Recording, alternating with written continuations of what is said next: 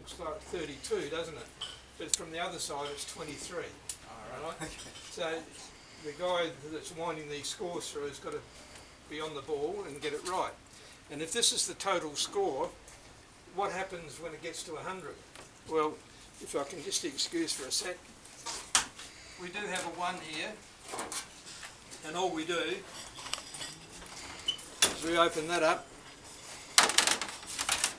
and slot the 1 in there, and it's now 123, okay? Yeah. And when it gets to 200 in the total score, we just simply turn that over and a 2 comes up, and it's now 200 odd.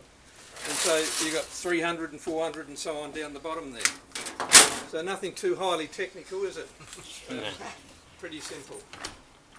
So that's the total score across there, and I've got to wind these back to 0 so that I don't get into trouble. Then there's the sundries or the extras here, and up at the next level is the individual batsmen and their scores. All right. And so the scoreboard operator that's here, he has to change that at the end of every over. He's got to wind the scores through as they happen in a game. Okay, so that's one fellow operates here. There are anywhere between 4 and 7 or 8 fellas in the scoreboard, so some of them have to be up at the next level.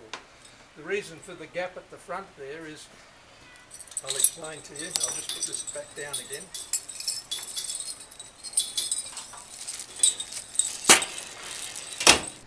This unit up there on that platform opens that little panel there, and he sits here to watch the game. And the reason he's behind this setup here, those names that are on there, where's our Victorian friend? He's up the other end.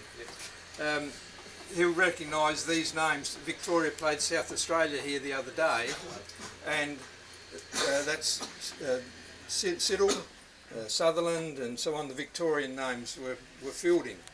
Now the reason that the Victorian names are written on there in chalk is because if Siddle fields the ball, he flicks a light and the light comes on against his name outside. Alright? And so before the next ball is bowled, he's got to turn that off. And if Parker fields the ball, he turns that on, and so on. The 2 at the bottom, if this batsman's on strike, the light goes on and the light goes against his name up there.